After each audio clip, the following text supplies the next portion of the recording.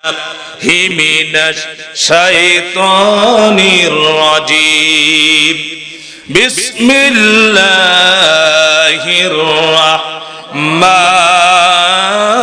الرحيم يا أيها الذين آمنوا اذكروا نعمة الله عليكم إذ جاءتكم جنود فأرسلنا عليهم ريحا وجنود لم تروها وكان الله بما تعملون بصيرا إذ جاءوكم من فوقكم ومن أسفل منكم وإذ زاغت الأبصار وبلغت القلوب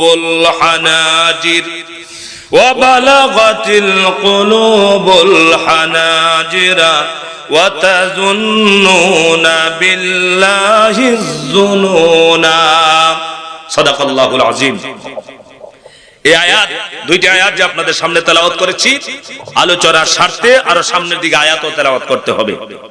সেই আয়াত হলো আপনার সূরা আহজাবের 8 নম্বর আয়াত, 9 নম্বর আয়াত। কোন সূরার বলেন? কোরআনুল কারীমে কয়টি সূরা আছে?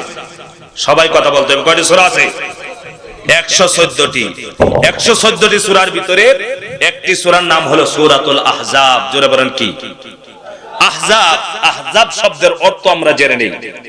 আহজাব শব্দের অর্থ হইল সম্মিলিত বাহিনী। আহজাব শব্দের অর্থ কি বলেন? সবাই বলেন। সম্মিলিত বাহিনী। আরো সহজে বলি, আরো সহজে বুঝবেন। বিএনপি অনেকগুলো দল নিয়ে একটা জোট করেছিলেন, এটার নাম কি ছিল?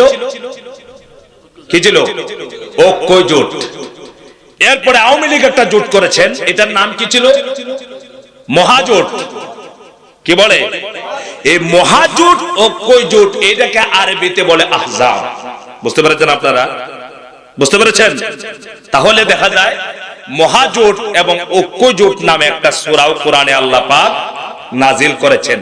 যে সময় কোরআনুল কারীমে সূরা আহজাব আল্লাহ তাআলা নাজিল করলেন, সেই সময় কি এই ঐক্য জোট আর মহাজোট ছিল? কথা বলেন না কেন? ছিল।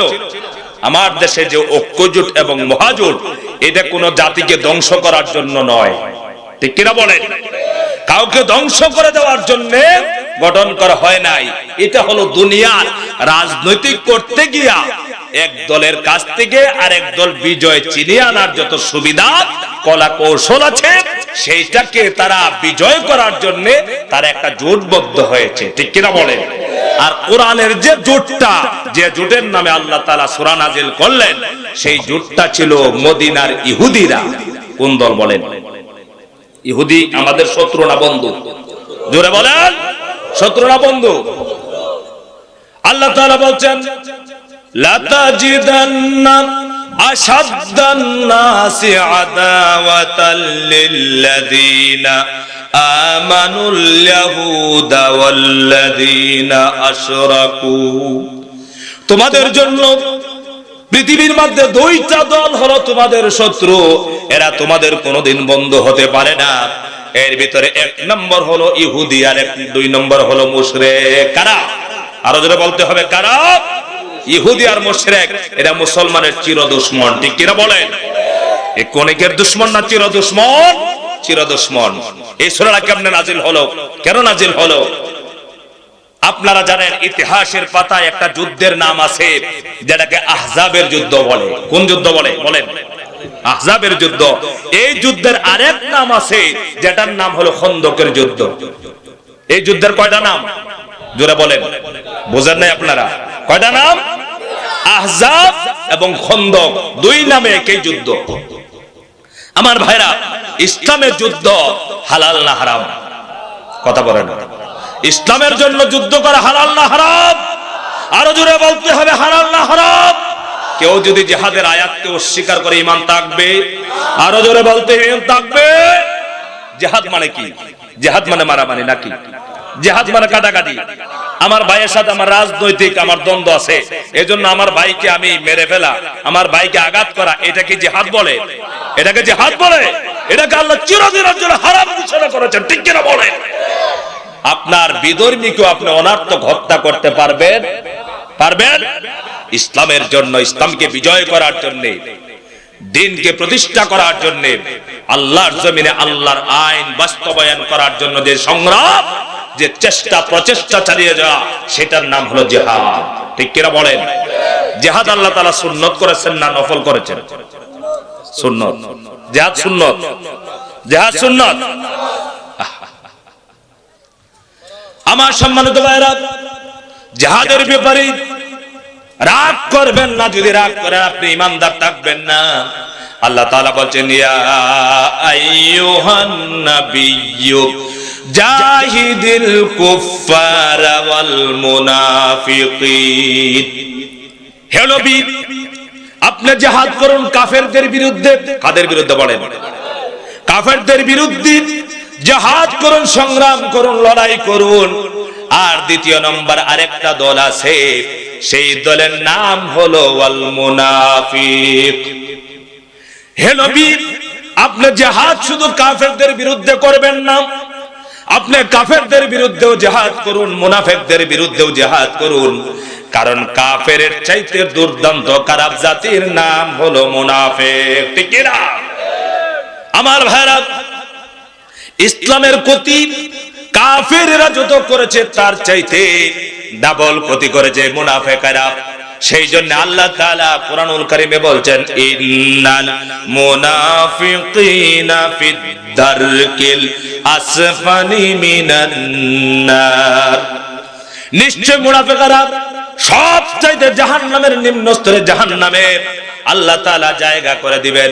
আল্লাহ রাব্বুল আলামিন যেন আমাদের নামটা মুনাফিকের কাতার মধ্যে না রাখেন। সবাই বলেন আমিন।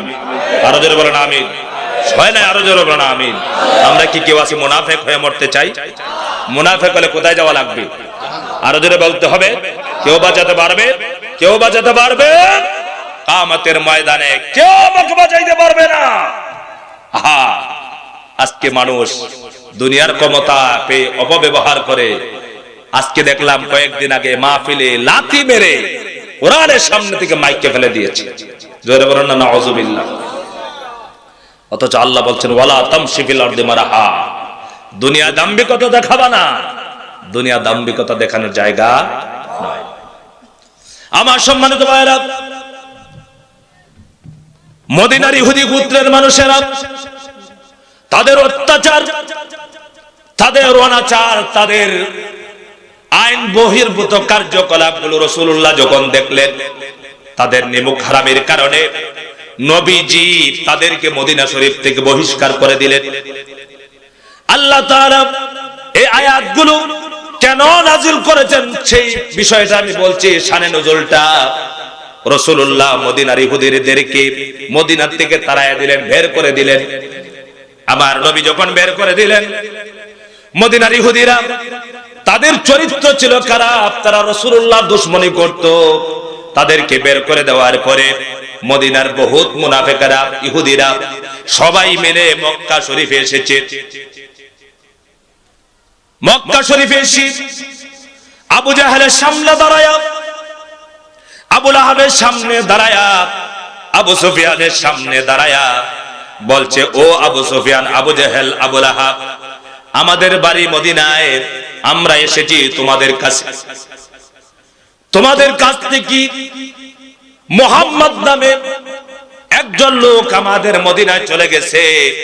সেখানে গিয়া সে রাষ্ট্র কায়েম করেছে, আর রাষ্ট্র কায়েম করে আমাদেরকে তার রাষ্ট্র থেকে বিতাড়িত করে দিয়েছে, বের করে দিয়েছে। ও মক্কার কাফের লিডাররা, আমরা তোমাদের সাথে আমরা ঐক্য করতে চাই, ঐক্য জোট করতে চাই। আসো তো দেখি সবাই মিলে মুহাম্মাদের ইসলাম ধর্মটার মূল উৎপাদন করে দিব। তোমরা আমাদেরকে সহযোগিতা করবা। ও মহেশখালীর ভাইরা, ভালো করে শুনুন, কানগুলা খুলে শুনুন। ইসলাম এমনিতে এ পর্যন্ত বাংলার জমিনে মহেশখালীতে আসে নাই। ইসলাম শুধু কোরমা পোলাওকে ইসলাম আসে নাই, লেপ কাতার ভিতরে ঘুমায়া ঘুমায় ইসলাম প্রতিষ্ঠিত হয় নাই। ইসলাম প্রতিষ্ঠিত হয়েছে উত্তঙ্গ রক্তের পাশ সাগর দিয়া। ঠিক কিনা বলে? আপনারা কি খারাপ লাগতেছে? আমি আজে বাজে কথা বলার অভ্যাস আমার নাই। আমার ভাইরা, ইহুদিরা আবু লাহাবকে, আবু জেহেলকে বলছে, তোমরা আসো, আমরা এসেছি মদিনা থেকে, তোমরা যদি আমাদের সাথে ঐক্যজোট করো তাহলে ঐক্যজোট হয়ে মুহাম্মাদের উপরে আক্রমণ করব। জোরে বলেন না নাউযুবিল্লাহ। আজকে মুহাম্মদ সাল্লাল্লাহু আলাইহি সাল্লামের দুশমন দুনিয়াতে আছে না নাই? আরো জোরে বলতে হবে, আছে নাই? মুসলমানের দুশমন আছে না নাই? কোরআনের দাঈদের দুশমন আছে না নাই? কোরআনের বিরোধিতাকারী মুসলমানের মধ্যে আছে না নাই? আজকে মুসলমানদেরকে ধ্বংস করার জন্য কোরআনের দাঈদেরকে ফাঁসি দিয়ে পৃথিবীর জমিন থেকে কোরআনকে বিদায় করতে চায় এমন দল আছে না নাই?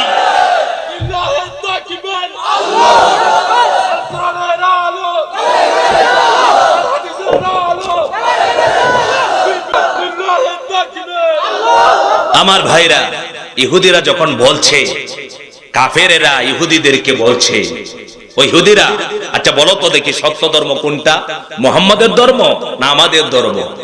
ইহুদিরা জানে রাসূলুল্লাহর ধর্ম সত্য, যারা কিনা বলেন, কথা বলে না, জানে কিনা বলেন? তারা জানে ইসলাম ধর্ম সত্য, কারণ ইহুদিরা তারা আসমানি কিতাবের পণ্ডিত ছিল। কিন্তু যখন আবু জেহেল জিজ্ঞাসা করছে, আবু লাহাব জিজ্ঞাসা করছে, আবু সুফিয়ান জিজ্ঞাসা করছে, তাদেরকে খুশি করার জন্য, কি করার জন্য? খুশি করার জন্য বলে, মুহাম্মাদের ধর্ম সত্য না তোমাদের ধর্ম সত্য? জোরে বলেন না নাউযুবিল্লাহ। বলে তোমরা যে মূর্তি পূজা করো, এই মূর্তি পূজাই সঠিক। বহুত মানুষ আছে নিজের নেতাগিরি টিকায় রাখার জন্য ইসলামের বিরুদ্ধে কথা বলে। কথা বলেন না কেন? মূর্তি পূজায়ও যায়, ওয়াজ মাহফিলেও যায়, মূর্তি পূজায় গিয়াও বলে কই এইটাও ঠিক আছে। জোরে বলেন না নাউযুবিল্লাহ। আমার ভাইরা, তারা মক্কার কাফেরদেরকে খুশি করার জন্য এই কথা বলল।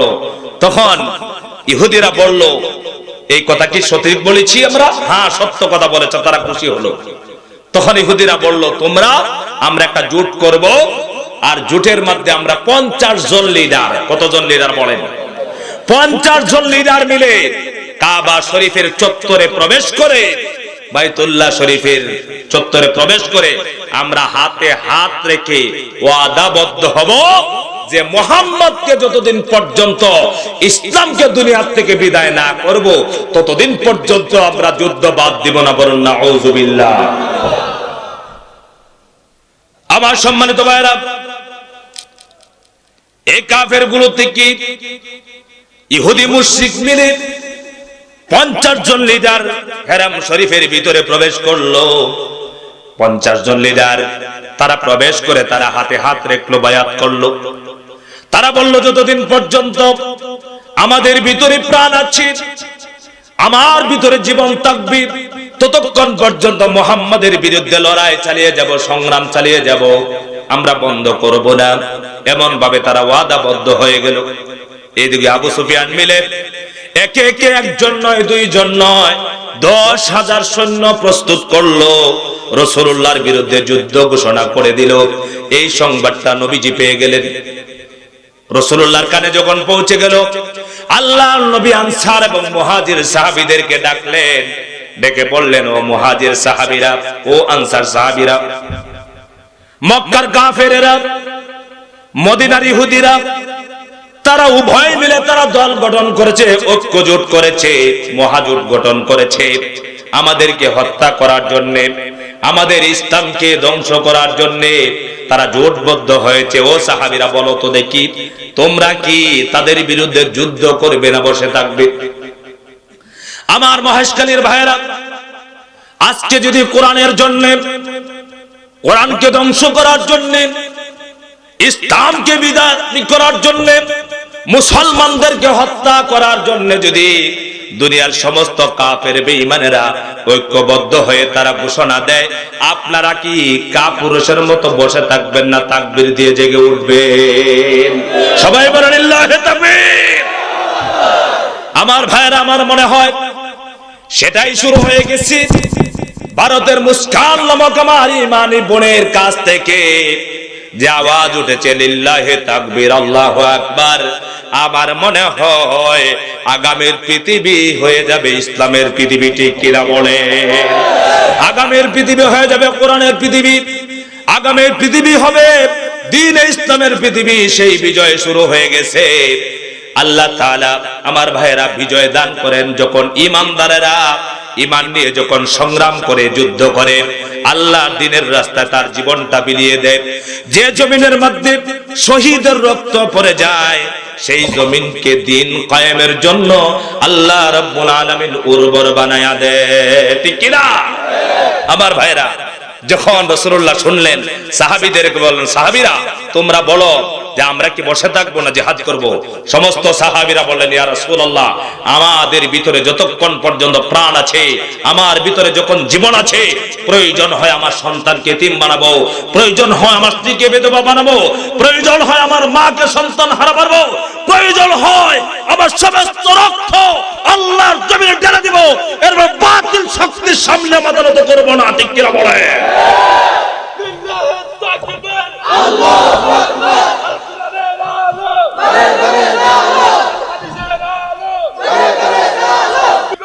আমার ভাইরা নবীজি সাহাবীদেরকে ডাকলেন, ডেকে একটা পরামর্শ মিটিং ডাকলেন।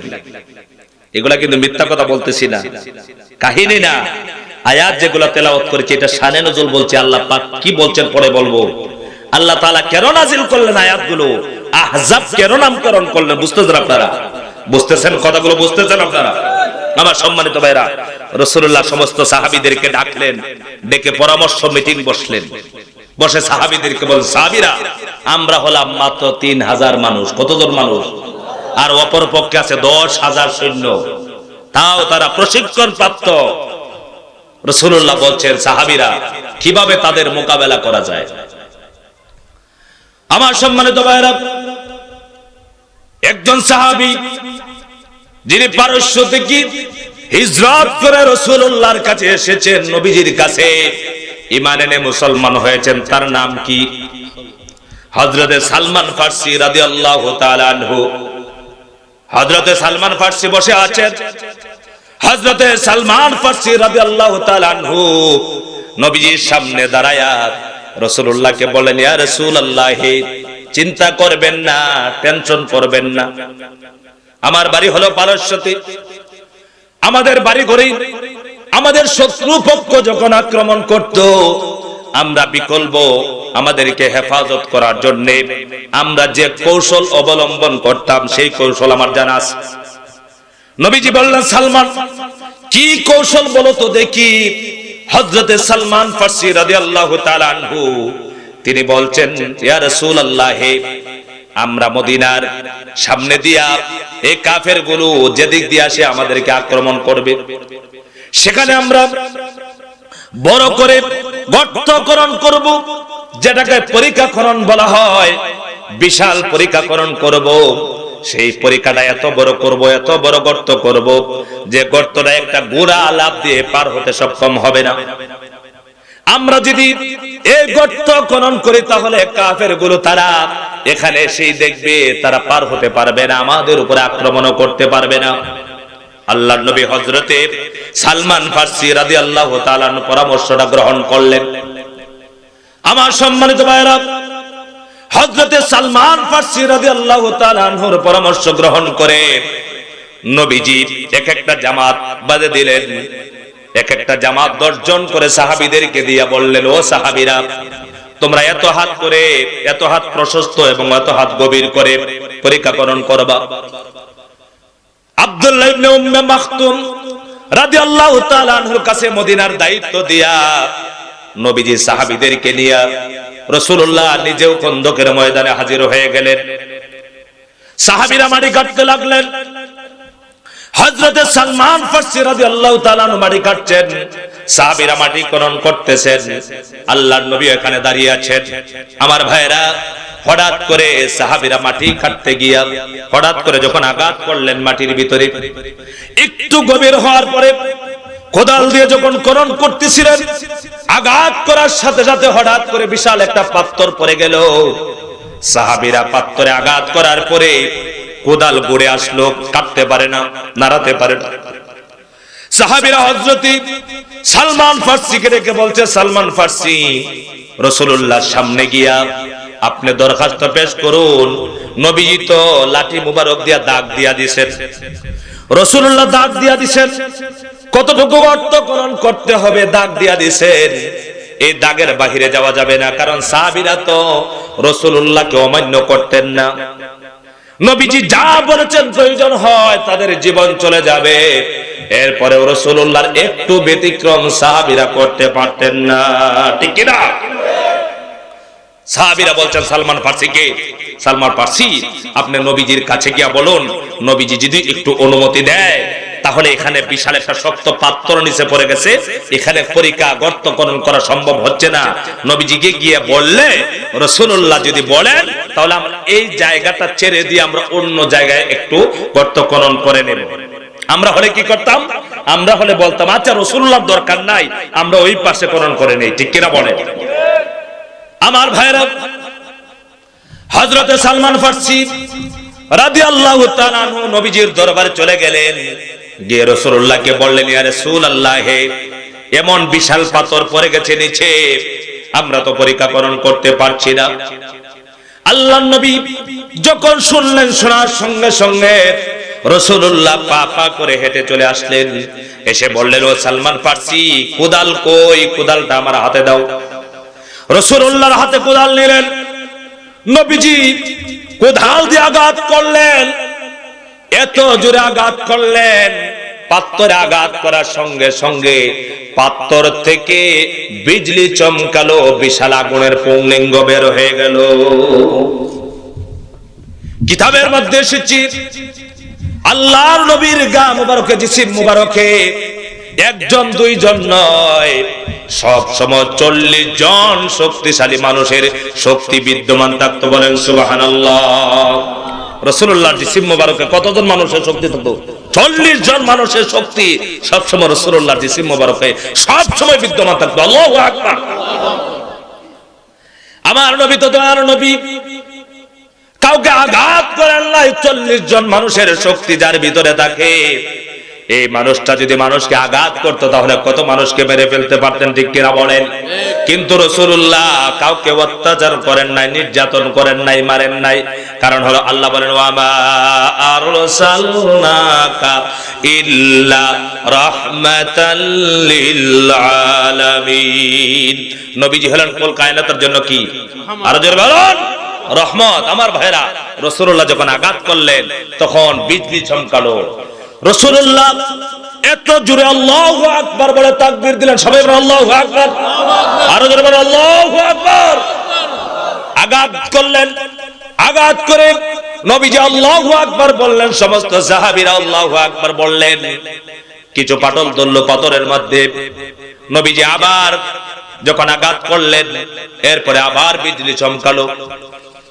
মদিনা শরীফ থেকে যত অট্টালিকা বিল্ডিং গুলো ছিল সবকিছু জগজগ করে মানুষের চোখের সামনে ভেসে উঠলো। আমার ভাইরা, রাসূলুল্লাহ আল্লাহু আকবার বলে আবার তাকবীর দিলেন, মোটামুটি পেটে গেল। আল্লাহর নবী আবার আঘাত করলেন, আবার আল্লাহু আকবার বলে তাকবীর দিলেন, পাথরটা চূর্ণ বিচূর্ণ হয়ে গেল। নবীজি তাকবীর দিলেন, আল্লাহু আকবার। সমস্ত সাহাবীরাও বললেন আল্লাহু আকবার। আজকে বলেন তো দেখি, মুসলমানের ইমানদার বান্দার সবচাইতে বড় তলোয়ারের নাম লোহার তলোয়ার নয়, আল্লাহু আকবার, ঠিক কি না? আমার ভাইরা, বিশ্বাস যদি না করুন, ইসলামী আন্দোলনের কর্মী 10টা আর দুনিয়ার আন্দোলনের কর্মী হলো 1000। 10টা কর্মী যখন লিল্লাহে তাকবীর আল্লাহু আকবার বলে রাজপথে বের হয়ে যায়, শত শত কর্মীরা লেজ গুটিয়ে পালাইতে বাধ্য হয়, ঠিক কিনা? আরো জোরে বলতে হবে, ঠিক কিনা? সেই তাকবীরের পক্ষে কারা কারা আছি হাত তুলে দেখাই, লিল্লাহে তাকবীর। বহুত মানুষ আছে তাকবীর শুনলে গায়ে আগুন ধরে, ঠিক কিনা বলেন? আমরা আগুন নিভাতে চাই না।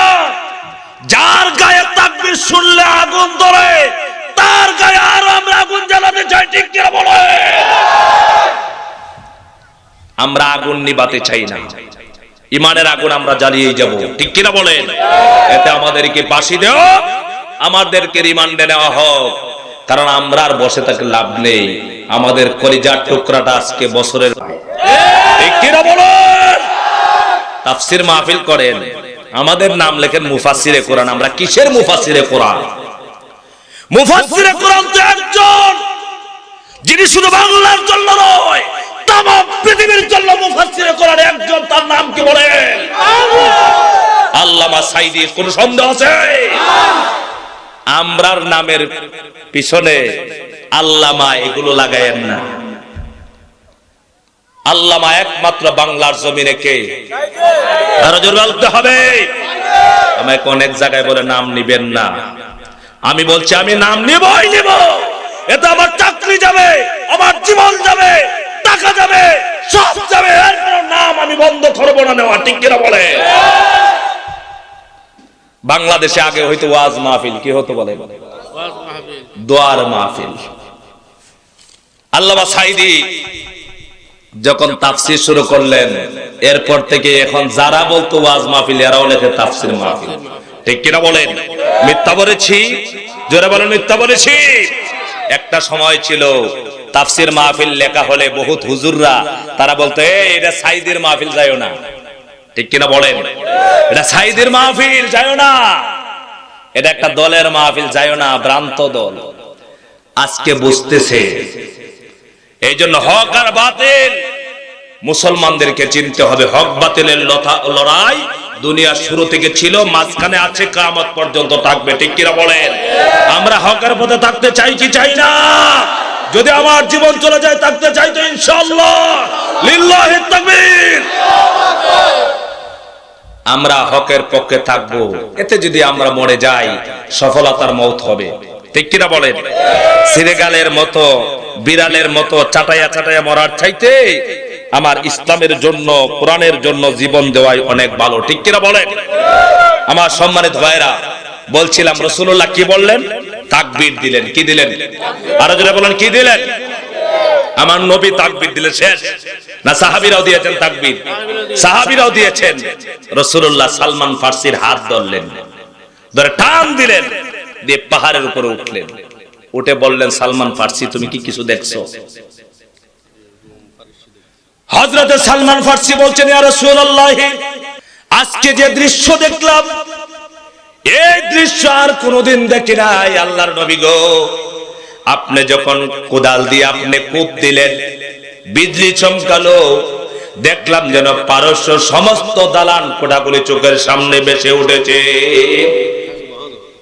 আল্লাহর নবী বলছে, রে সালমান ফার্সি শুনো, সমস্ত সাহাবীদের কি শোনা দাও, আমি প্রথম যখন আঘাত করলাম, আঘাত করার সঙ্গে সঙ্গে রোম এবং পারস্য, মাদায়েন থেকে ইরাক পর্যন্ত যত দালান কোঠা আছে সব কিছু আমার সামনে কুকুরের দাঁতের মতো বের হয়ে এসেছে।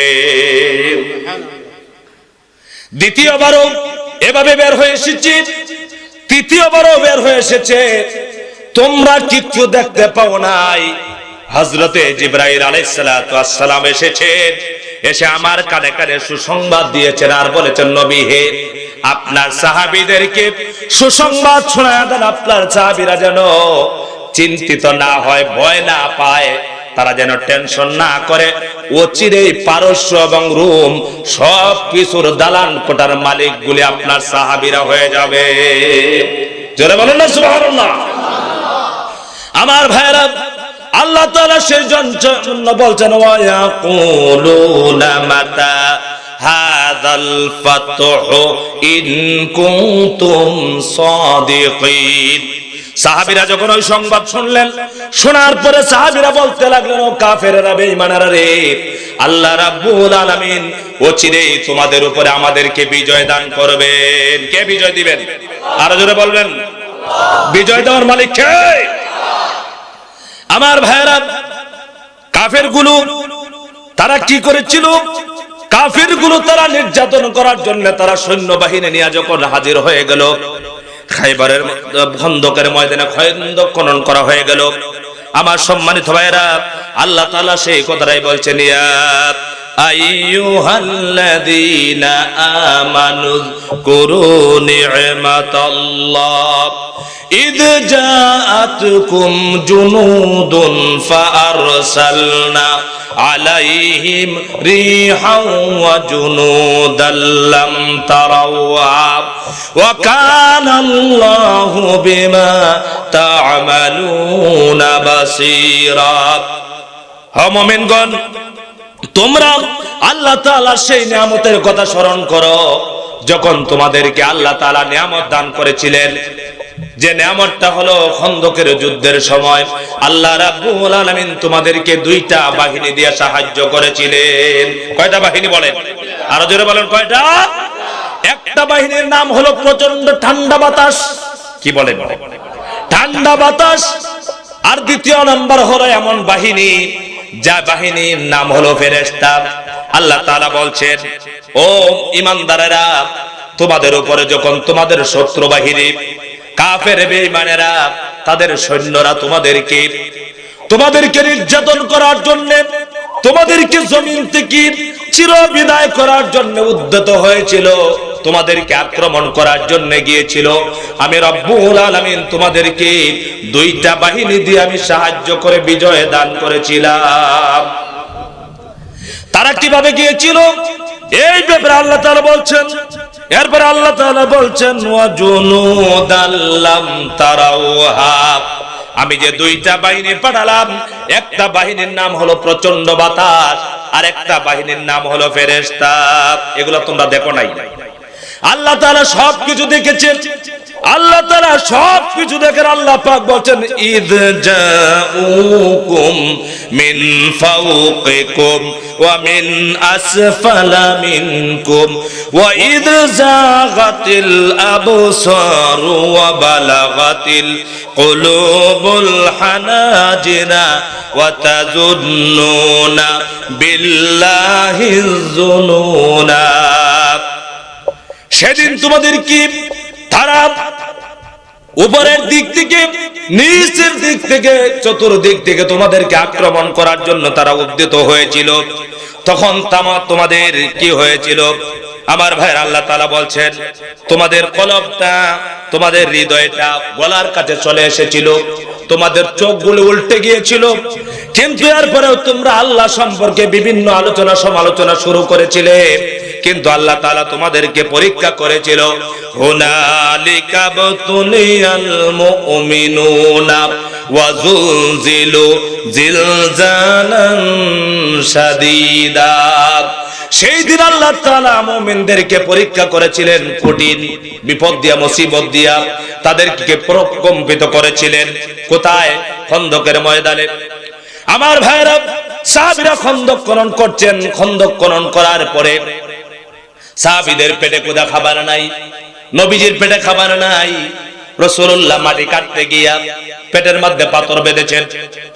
হযরতে জাবের রাদিয়াল্লাহু তাআলা আনহু তিনি বলছেন, রাসূলুল্লাহ মাটি কাটতে গিয়া নবীজির পেট মোবারকের মধ্যে পাথর বেঁধেছেন। আমি দেখেছি নবীজি পাথর মাটি উঠাতে গিয়া রাসূলুল্লাহর পেট মোবারক বের হয়ে গেল।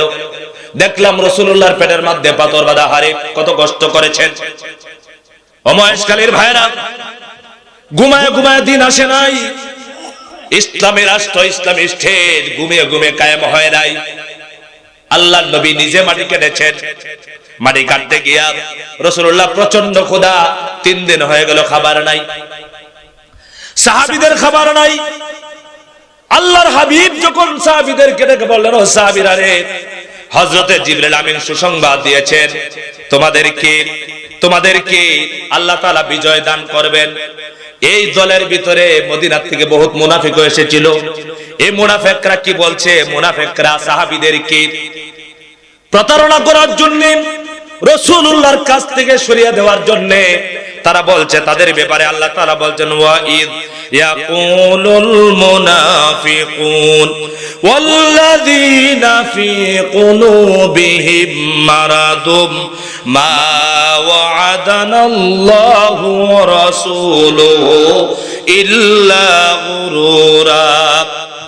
যে মুনাফিকরা তাদের কলবের মধ্যে, তাদের হৃদয়ের মধ্যে ছিল রোগ ব্যাধি। কিসের ব্যাধি বলেন তো দেখি? ঈমানের ব্যাধির তাদের রোগ ছিল।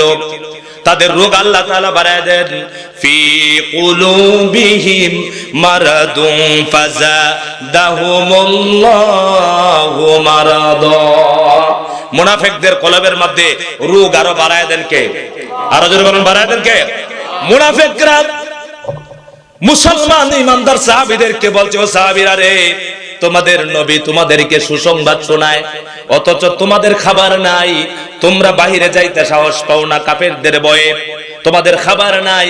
আর আল্লাহ তাআলা নাকি তোমাদেরকে রোমের বাদশা বানায় দিবেন, পারস্যের সম্রাট বানায় দিবেন, তোমাদেরকে নাকি মালিক বানায় দিবেন। অথচ আজ 3 দিন 4 দিন হয়ে যায় তোমাদের পেটের মধ্যে কোনো খাবার নাই।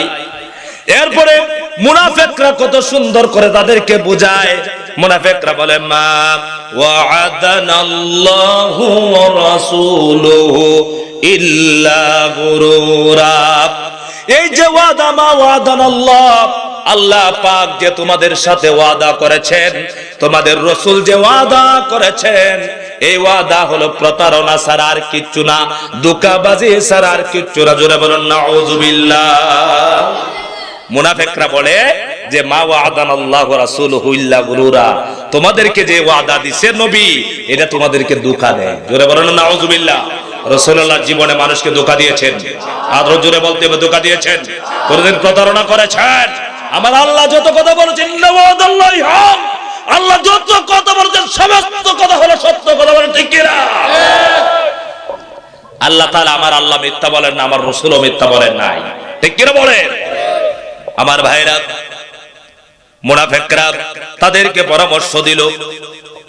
পরামর্শ দেওয়ার পরে অনেক সাহাবীর মনটা দুর্বল হয়ে গেল। রাসূলুল্লাহর পেটেও খাবার নাই। হযরতে জাবের রাদিয়াল্লাহু তাআলা আনহু বলছেন, নবীজির পেটে খাবার নাই, ক্ষুধার্ত দেখলাম, আমার চোখের মধ্যে পানি এসে গেল। বাড়িতে চলে গেলাম, গিয়ে বিবিকে ডেকে বলছি, বিবি, রাসূলুল্লাহর পেটে খাবার নাই। নবীজি আজকে কয়েকদিন যাবত মাটি কাটছেন। আহারে, ইসলামী আন্দোলন এটাকেই বলে প্রকৃত আন্দোলন। পেটে খাবার থাকবে না, ফসল নষ্ট করে দেওয়া হবে, হামলা দেওয়া হবে, মামলা দেওয়া হবে, রিমান্ডে নিয়া দিনের পর দিন তোমাকে পিটানো হবে। ইমানদার বান্দা 1 সেকেন্ডের জন্য আল্লাহকে ভুলে যাবে না। ঠিক কিনা? ইসলামী আন্দোলনের কর্মীরা তাদের জীবনটা দিয়ে দিতে পারে, সব কিছু দিয়ে দিতে পারে, তার কাল্লা দিয়ে দিতে পারে, 1 সেকেন্ডের জন্য তার আল্লাহ দিতে পারে না। ঠিক কিনা বলো? ও মহেশখালীর মুসলমানরা, বলো তো দেখি, যদি প্রয়োজন হয় এই বাংলার জমিনে ইসলাম কায়েম করার জন্য, আল্লাহর জমিনে আল্লাহর দ্বীন প্রতিষ্ঠা করার জন্য, আল্লাহর জমিনে আল্লাহর কোরআনের রাজ কায়েম করার জন্য যদি প্রয়োজন হয়, তাহলে রক্ত দিতে রাজি আছি না নাই? আমার নেতা কাহাকে বলে? নেতা মাটি কাটে, হা। আর আমার দেশের নেতারা মাটি কাটবে? কাটবে? আমার ভাইরা, রাসূলুল্লাহ মাটি কাটতেছেন। জাবের বাড়িতে গিয়ে বিবিকে বলছে, বিবি, নবীজির ক্ষুধা দেখে আমার আর সহ্য হচ্ছে না, খাবার আছে?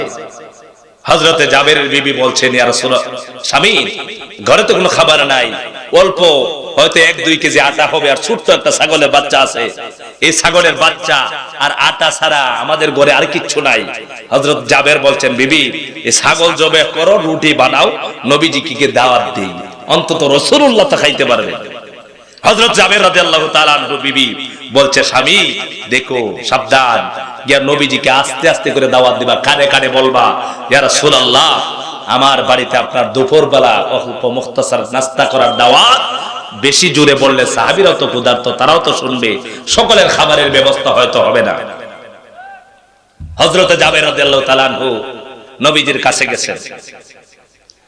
আল্লাহর নবীর কাছে গিয়া হযরত জাবের নবীজির সামনে দাঁড়ায়া রাসূলুল্লাহকে দাওয়াত দিলেন আর বললেন, ইয়া রাসূলুল্লাহ, আমার ঘরে খাবার নাই, আপনার ক্ষুধা দেখে আমার চোখে পানি রাখতে পারিনি। বাড়িতে চলে গেলাম, গিয়ে আমার বিবির সাথে পরামর্শ করেছি। আমার বিবি বলেছেন ঘরের মধ্যে তেমন খাবারের ব্যবস্থা নাই, অল্প আটা আছে, ছোট্ট একটা ছাগলের বাচ্চা আছে। রাসূলুল্লাহ আপনার দুপুরবেলা আমার বাড়িতে দাওয়াত, আপনি অল্প খাবেন, খানার জন্য দাওয়াত। নবীজি গো, আমার মনে চায় খন্দকের ময়দানে যত সাহাবীরা মাটি কাটছে, কষ্ট করতেছে, সমস্ত সাহাবীদেরকে যেন মেহমানদারি করাই, কিন্তু আমার ভাগ্যে নাই, আমার ঘরের মধ্যে তো সমস্ত সাহাবীদেরকে খাবারের মতো ব্যবস্থা আমার ঘরে নাই। ইয়া রাসূলুল্লাহ, আপনি আর 2-4 জন সাহাবীদেরকে নিয়ে আমার বাড়িতে যাবেন দুপুর বেলা। আমার নবী হযরতে জাবের রাদিয়াল্লাহু তাআলা দাওয়াত পেয়ে রাসূলুল্লাহ খন্দকের ময়দানে দাঁড়ায়া সমস্ত সাহাবীদের সামনে দাঁড়ায়া রাসূলুল্লাহ এলান করে দিলেন, ও সাহাবীরা শোনো, আজকে সুসংবাদ, 3 দিন হয়ে গেল খাবারের ব্যবস্থা নাই, মাটি কাটছো, আমার পক্ষ থেকে ঘোষণা গ্রহণ করো, আমার জাবেরের বাড়িতে দুপুর বেলায় তোমাদের খাবারের দাওয়াত। সুবহানাল্লাহ। হযরতে জাবের বলেন, ওইসে খাও। আহা, রাসূলুল্লাহকে বলছিলাম কানে কানে যে নবীজি যাবেন আর 2-4 জন নিয়ে যাবেন, আর নবীজি এলান করে দিলেন সাহাবী সংখ্যা হইল 3000। সুবহানাল্লাহ বলবেন না? কয়জন? 3000। হযরতে জাবের মনটা ছোট হয়ে গেল, নবীজির কাছে বলছেন, ইয়া রাসূলুল্লাহ, এত খাবারের ব্যবস্থা তো হবে না।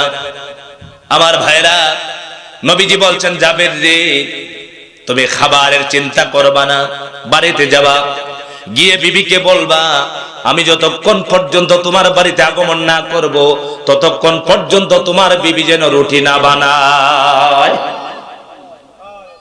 হযরতে জাবের রাদিয়াল্লাহু তাআলা আনহু বাড়িতে চলে গেলেন। স্বামীকে স্ত্রী জিজ্ঞাসা করছেন, স্বামী হে, রাসূলুল্লাহকে দাওয়াত দিবেন নাকি? বলছেন, হ্যাঁ দাওয়াত দিয়েছি। কি খবর, নবীজি কয়জন নিয়ে আসবেন? হযরতে জাবেরের মনটা ছোট দেখে স্ত্রী বুঝে ফেলেছে কোনো একটা গড়ছে। হযরতে জাবের রাদিয়াল্লাহু তাআলা আনহু তার স্ত্রীকে ডেকে বলছে, স্ত্রী হে, আমি তো আস্তে আস্তে করে রাসূলুল্লাহর কানে কানে দাওয়াত দিয়েছিলাম, কিন্তু নবীজি তো সমস্ত সাহাবীদেরকে দাওয়াত দিয়ে ফেলেছেন। মহিলা মানুষ চিন্তায় পড়ে গেছেন, আহারে লজ্জা তো হবে। আমার সম্মানিত ভাইরা, আজকে আমার যে ভাইয়ের বাড়িতে আমার খাবার হলো, দেখলাম 10 থেকে 12টি পদ দিয়ে আমাকে খাওয়ালেন। আহারে, আমার নবী রাহমাতুল লিল আলামিন দিন প্রতিষ্ঠা করার জন্য মাটি কাটেন, শ্রম দেন, কিন্তু 3 দিন পার হয়ে যায়, রাসূলুল্লাহর মুখ মোবারক দিয়ে খাবার ঢোকে না, খাবার নাই। আমার সম্মানিত ভাইরা, নবীজি জাবেরকে যে কথা বলেছেন, হযরতে জাবের রাদিয়াল্লাহু তাআলা আনহু স্ত্রীকে ডেকে বলছে, স্ত্রী হে, আমার নবী বলেছেন, বরকতের নবী বলেছেন, আল্লাহর নবী যতক্ষণ পর্যন্ত তাশরিফ না আনবেন ততক্ষণ পর্যন্ত তুমি রুটিও বানাবা না, গোশত পাকাবা না, রাসূলুল্লাহর নিষেধ। দুপুর সময় হয়ে গেল, নবীজি সাহাবীদেরকে নিয়ে বিশাল জামাত নিয়ে রাসূলুল্লাহ হযরতে জাবের রাদিয়াল্লাহু তাআলা আনহুর বাড়ির মধ্যে হাজির হয়ে গেলেন। এইদিকে স্বামী স্ত্রী চিন্তা করতে করতে, হারে লজ্জা তো হবে, কারণ আপনার বাড়িতে মেহমানদারি করবেন, বিয়ের মেহমানি, আপনাদের মেহমান হয় না বিয়ে শাদীতে দেখেন না, তখন মেয়ের বাবা আর ছেলের বাবা খুব টেনশন করে আর আল্লাহর কাছে দোয়া করে, আল্লাহ শর্ট যেন না হয়। ঠিক কিনা বলেন? আপনাদের ভাষা আমার ভাষায় বলছি, বুঝেন তো? শর্ট বুঝেন? কি বলেন? শর্ট যাতে না হয়, ত্রুটি যাতে না, কম যাতে না হয়, এটা বুঝেন তো? হযরত জাবের রাদিয়াল্লাহু তাআলা আনহু স্ত্রী চিন্তায় পড়ে গেলেন। নবীজি চলে গেলেন। আল্লাহর নবী হযরত জাবের রাদিয়াল্লাহু তাআলা আনহুর বাড়িতে তাশরিফ নিয়া নবীজি বললেন, ও জাবের, ছাগলটা কোথায়? ছাগলের গোশত কোথায়? ছাগল জবাই করা হলো, ছাগলের গোশতটা নিয়ে আসা হলো। সেখানে আনার পরে আল্লাহর নবীর জবান মোবারক থেকে একটু তুতু মোবারক গোশতের সাথে মিশায়া দিলেন। আল্লাহ নবী বললেন, জাবির রে, এখন এই মুহূর্তে চলে যাও, গিয়ে তোমার বিবিকে বলো রান্না করার জন্য গোশত। রুটির খামিরটা কোথায়? রুটির খামির আনা হলো। রুটির খামির যখন আনা হলো, সেখানে রুটির খামিরের মধ্যে রাসূলুল্লাহর তুতু মুবারক লাগায় দিলেন। আল্লাহ নবী বললেন, ও জাবের, চিন্তার কোনো কারণ নাই, চিন্তা করবা না, টেনশন করবা না, রুটি বানাতে বলো, রুটি বানাবে, ঢেকে রাখবে, বের করবে না। গোশত রান্না করবে, ডেকে রাখবে, বের করবে না। রুটি বানানো হলো, গোশত পাকানো হলো, ডেকে রাখা হলো, রাসূলুল্লাহর সামনে আনা হলো। আল্লাহর নবী জাবেরকে অর্ডার দিলেন, জাবের রে, সমস্ত সাহাবীদেরকে রুটি দাও আর গোশত দাও। সমস্ত সাহাবীদেরকে রুটি দিলেন, গোশত দিলেন। এটা কোনো কিচ্ছা কাহিনী নয়, তাফসীরের কিতাবের মধ্যে ঘটনাটা এসেছে। খন্দকের ময়দানে নবীজির সাহাবীরা পেট ভরে রুটি খাইলেন, গোশত খাইলেন, এরপরে সবাই খাইলেন, নবীজি নিজেও খেলেন। সমস্ত সাহাবীদেরকে বললেন, সাহাবীরা রে, তৃপ্তি হইছে নাকি? সমস্ত সাহাবীরা বললেন, ইয়া রাসূলুল্লাহ, হে, আজকে কয়েকদিনে তৃপ্তি সহকারে আজকে রুটি আর গোশত দিয়ে নাস্তা করলাম। আল্লাহর নবী বললেন, জাবের, গোশত আছে নাকি, রুটি আছে নাকি?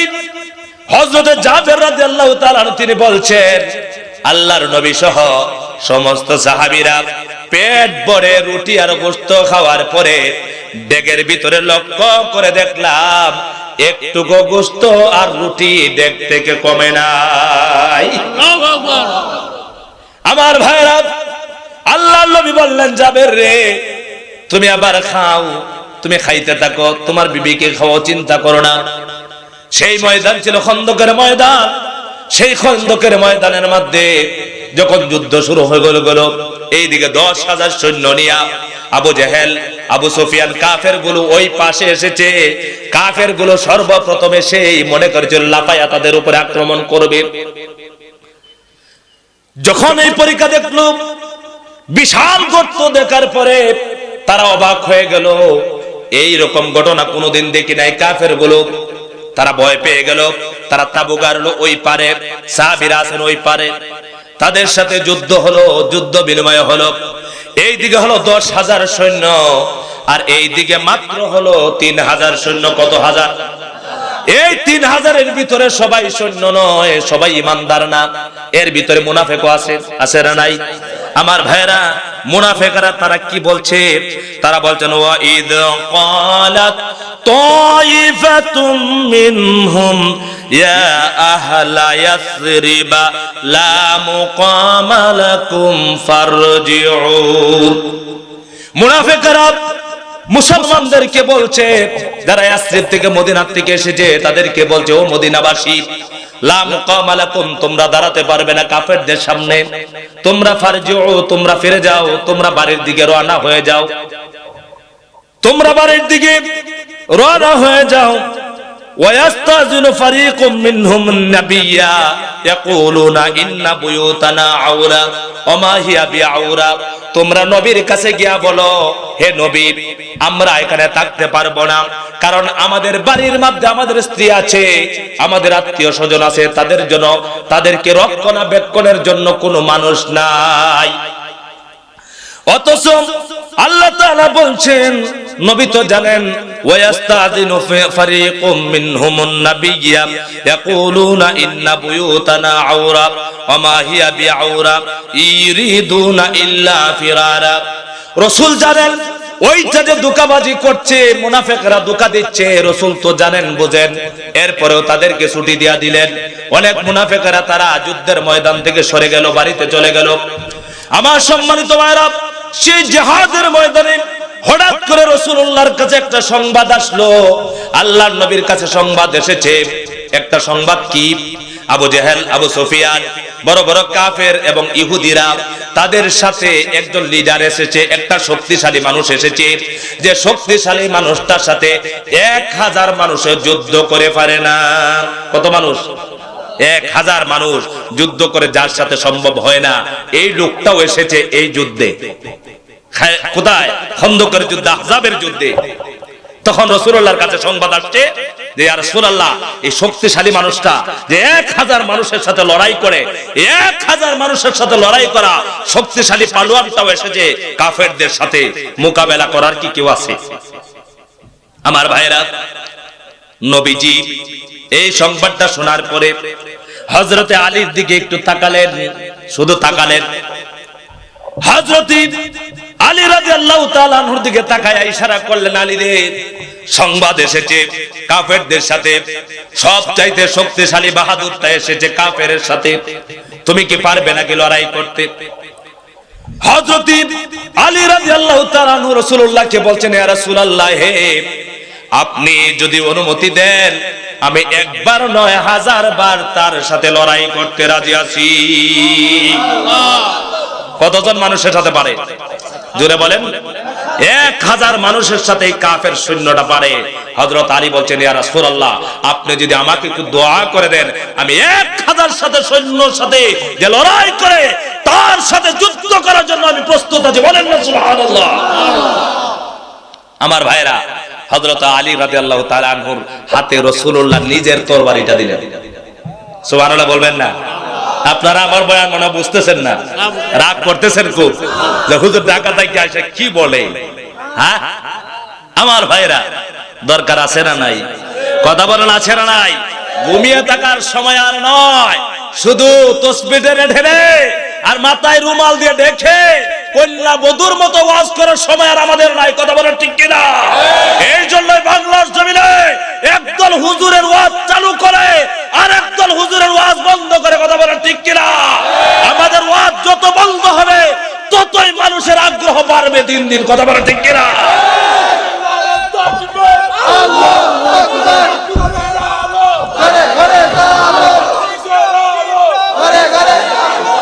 আবার ভাইরা, হযরত আলী বলছেন, ইয়া রাসূলুল্লাহ, আপনি যদি আমাকে একটু দোয়া করে দেন। নবীজির দোয়ার দাম আছে না নাই? কথা বলেন, আছে না নাই? রাসূলুল্লাহর দোয়া কিয়ামত পর্যন্ত উম্মতের জন্য আছে না নাই? যারা নবীর পক্ষে থাকবে, রাসূলুল্লাহর পক্ষে থাকবে, আল্লাহর পক্ষে থাকবে, কোরআনের পক্ষে থাকবে, কোরআনকে বিজয় করতে চাইবে, তাদের পক্ষে আল্লাহ রাসূলের দোয়া আছে। তারা দুনিয়া থেকে বিদায় নিতে দেরি হবে, তাদের রক্ত জমিনে পড়ার আগে আল্লাহ তাআলা তার জীবনের গুনাহ মাফ করে দিবেন। রাসূল বলেছেন, ঠিক কিনা বলেন? এই গ্যারান্টি আর কারো বলা নাই। যারা ইসলামী আন্দোলন করবে, কোরআনকে বিজয় করতে গিয়ে রাস্তায় মরবে, রক্ত দিবে, তাদের রক্ত জমিনে পড়ার আগে তার জীবনের হকুল ইবাদ ছাড়া সমস্ত গুনাহ মাফ। সুবহানাল্লাহ বলবেন না? হযরত আলী বলছেন, ইয়া রাসূলুল্লাহ, আপনি একটু দোয়া করে দেন। আমার ভাইরা, নবীজি নিজের তলোয়ারটা হযরত আলীর হাতে উঠায় দিলেন।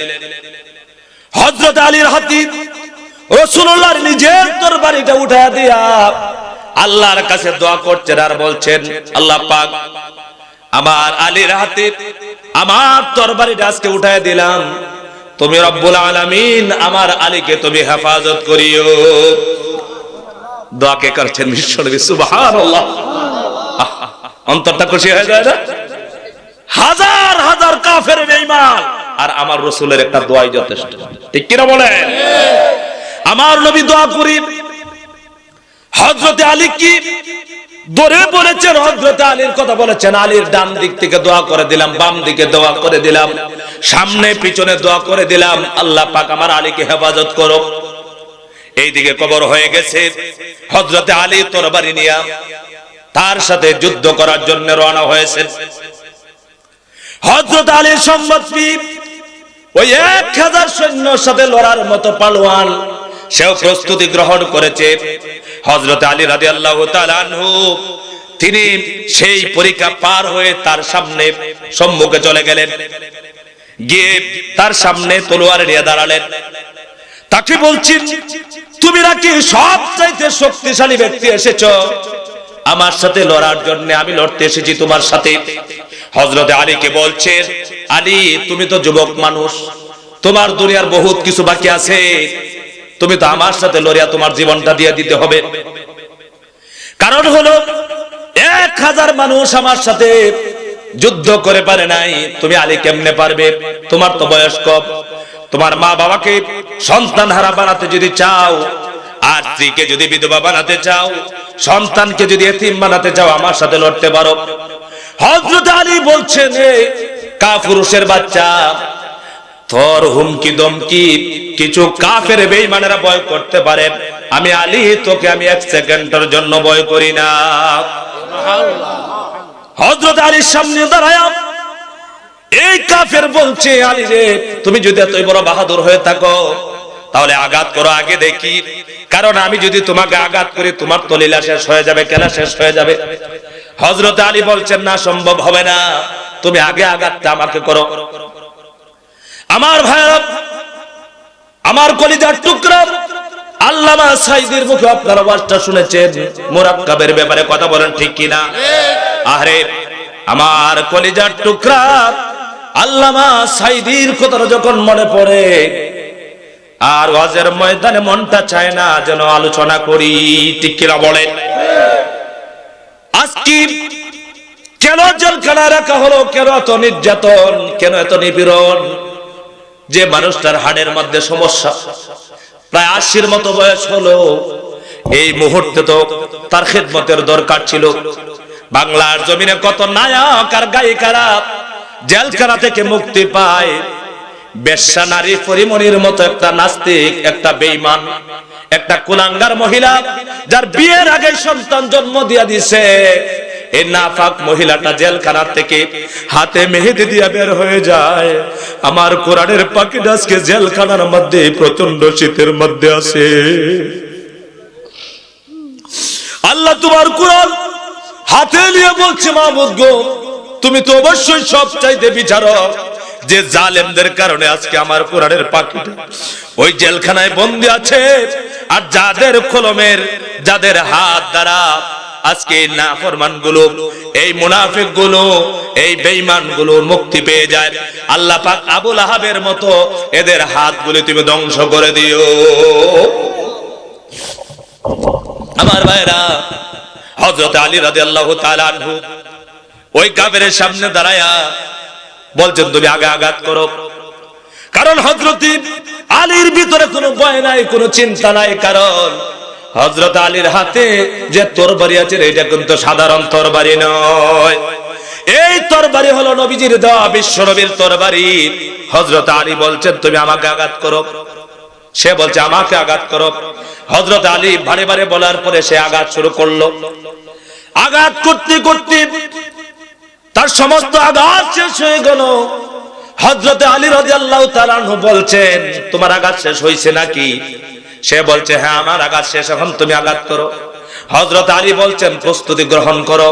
হযরত আলী রাদিয়াল্লাহু তাআলা আনহু যখন তলোয়ারটা উপর দিকে উঠালেন, উঠায় আঘাত করলেন, এক আঘাতেই 2 টুকরা করে মাটিতে অস্ত্রটাকে রেখেছে। আমার ভাইরা, সেই জাহাজের ময়দানের নাম হলো খায়বারের যুদ্ধ।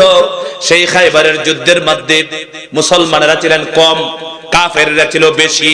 আল্লাহ তাআলা বলেন, ইয়া আইয়ুহাল্লাযীনা আমানু যকুরু নি'মাতাল্লাহ ইয জাআতুকুম জুনুদুন ফাআরসালনা আলাইহিম রিহান ওয়া জুনুদান লাম তারাওহা।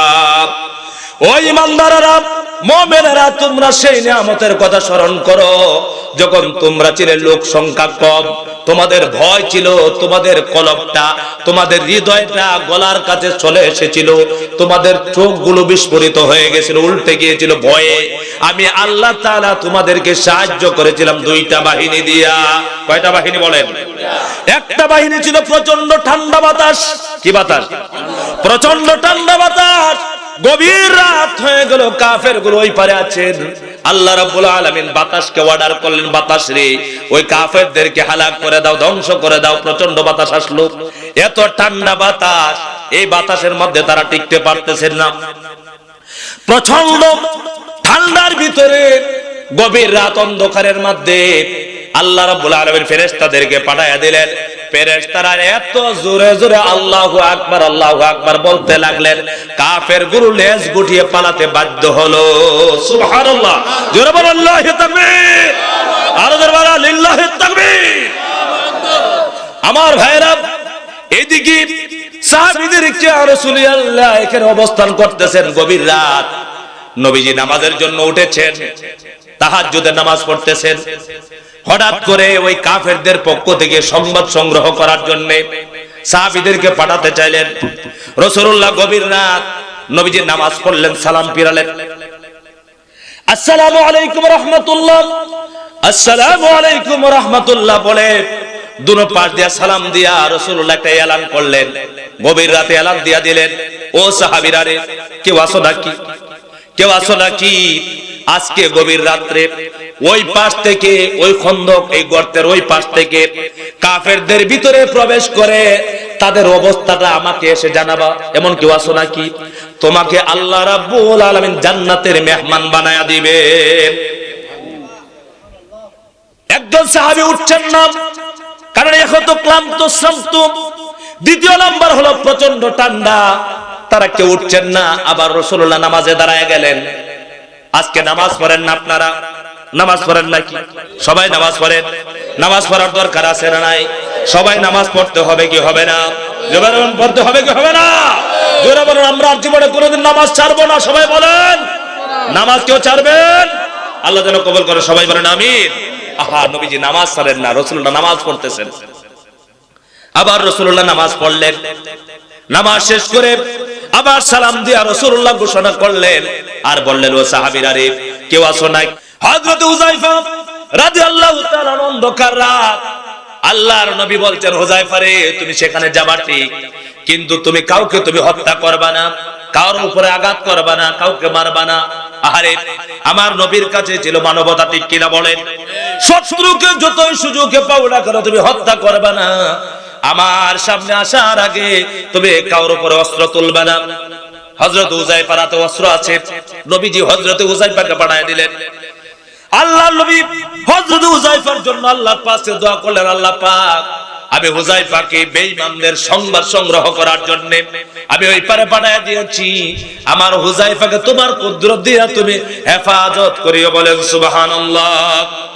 হযরত হুযায়ফা অস্ত্র হাতে নিয়ে এই পার থেকে ওই পারে চলে গেলেন। সেখানে গিয়া দেখলেন কাফেরেরা তারা পরামর্শ করতেছে। আবু সুফিয়ান সহ কাফেরগুলো তারা প্রচন্ড শীতের তাড়না টিকতে পারতেছে না। তারা আগুন জ্বালায় আগুনের মধ্যে তাপ নিচ্ছে, আগুনের প্রচন্ড শীত। শীত পাঠালেন কে? আরো জোরে বলতে হবে। আল্লাহ বলছেন কয়টা বাহিনী দিয়ে সাহায্য করেছিলেন? আরো জোরে বলতে হবে কয়টা? একটা হলো কি? প্রচন্ড শীত, বাতাস, প্রচন্ড ঠান্ডা বাতাস। দুই নম্বর হলো সৈন্য বাহিনী, যে সৈন্য বাহিনী দেখা যায় না সেই সৈন্য বাহিনীর নাম কি? আরো জোরে বলতে হবে। ফেরেশতা চেহারায়। ও মহেশখালীর মুসলমানেরা, ও যুবকেরা, তোমাদেরকে বলে যাই, ইসলামী আন্দোলন করো, ভয় পাবে না, টেনশন করবে না, লা তাখাফ ওয়া লা তাহজান, ভয় পাবে না, চিন্তা করবে না। কারণ হলো ইন্নাল্লাহা মা'ানা, আমাদের সাথে কে আছেন? আমার ভাইরা, ও যুবকেরা, 100 যুবক রেডি হইয়া লিল্লাহি তাকবীর, আল্লাহু আকবার বলিয়া বাতিল শক্তির সামনে যখন তাকবীর দিবা, 1000 বাতিল শক্তি কুকুরের মতো লেজ গুড়াইয়া বঙ্গোপসাগরে ভেসে চলে যাবে, ঠিক কিনা বলে? আমার ভাইরা, হযরত হুযায়ফা রাদিয়াল্লাহু তাআলা আনহু তিনি যখন চলে গেলেন, সেখানে যাওয়ার পরে গিয়া দেখলেন কাফেররা পরামর্শ করতেছে, আর সম্ভব না, আর থাকতে পারবো না। আবু সুফিয়ান সেখানে আছে। আবু সুফিয়ান বিষয়টা বুঝতে পেরেছে, আমাদের ভিতরে কে যেন একজন ঢুকে পড়েছে। লাইট নাই, আলো নাই, কিচ্ছু নাই, অন্ধকার রাত। আবু সুফিয়ান তো লিডার মানুষ, জ্ঞানী মানুষ, সে বুঝে ফেলেছে হয়তো কেউ গুপ্তচর ঢুকে গেছে। আবু সুফিয়ান সঙ্গে সঙ্গে তার সৈন্যদেরকে বলছে, ও সৈন্যরা, তোমরা একজনের হাত আর একজনে ধরো, একজনের হাত আরেকজনে ধরো, তোমার হাত তুমি ধরো, তোমার হাত তুমি ধরো, তোমার হাত তুমি ধরো, এইভাবে হাত ধরো, আমার হাত আরেকজনে ধরো, আর প্রত্যেকের নাম ধরো, তোমার নাম দাও, পরিচয় দাও, তোমার বাবার নাম কি, তোমার নাম কি? হযরত হুযায়ফা রাদিয়াল্লাহু তাআলা আনহু এত বিচক্ষণ সাহাবী ছিলেন, এত জ্ঞানী সাহাবী ছিলেন। যখন দেখছেন আবু সুফিয়ান বুঝতে পেরেছে বিষয়টা, এখন সবাই তো হাত ধরবে, পরিচয় দিবে, তিনি হাত কে ধরবে, পরিচয় কি দিবেন? ধরা পড়ে যাবে, ঠিক কিনা বলেন? হযরত হুযায়ফা রাদিয়াল্লাহু তাআলা আনহু যখন এই ঘটনা শুনলেন, এই সংবাদটা শুনলেন, শোনার সঙ্গে সঙ্গে একটা কাফেরের হাত ধরে ফেলেছে। একটা কাফেরের হাত কি করেছে? অন্ধকার, মুক্ত দেখা যায় না, ধরে ফেলেছে। আরেকজনের হাত ধরে ফেলেছে ডান দিকে, আরেকজনের হাত ধরে ফেলেছে বাম দিকে। আবু সুফিয়ান বলছে, একজন একজন করে নাম বলো, একজন একজন করে নাম বলো। বলছে তোমার নাম কি বলো? বলছে আমার নাম আব্দুল কালাম, আমার বাবার নাম আব্দুল সালাম। তোমার নাম বলো? আব্দুল কালাম আব্দুল সালাম। তোমার নাম বলো? আব্দুর রহিম আব্দুল কাদির। ওইভাবে নাম বলতেছে। বিচক্ষণ সাহাবী হযরত হুযায়ফা রাদিয়াল্লাহু তাআলা আনহু যখন দেখলেন আমার পাশাপাশি এসে গেছে, আমার পাশের লোকটাকে জিজ্ঞাসা করতেছে, এই লোকটাকে জিজ্ঞাসা করার সাথে সাথে তিনি বলতেছে তোমার নাম কি বলো? সুবহানাল্লাহ বলবেন না? কি বলতেছে? নিজের নাম বলে কি না বলে কি বলছে? তোমার নাম কি বলো? ওই লোকের নাম বলা শুরু করছে। হুযায়ফার নাম আর বলে নাই। সুবহানাল্লাহ বলবেন না? মুসলমানরা মিথ্যা জানে না, হিকমত জানে, ঠিক কি না বলেন? আমার ভাইরা কৌশল আল্লাহ পাক শিখায় দেয়। আল্লাহর নবীর সামনে এসেছেন হযরত হুযায়ফা রাদিয়াল্লাহু তাআলা আনহু। তিনি সুন্দরভাবে এসেছেন, এসে বললেন ইয়া রাসূলুল্লাহ, চিন্তার কোনো কারণ নাই।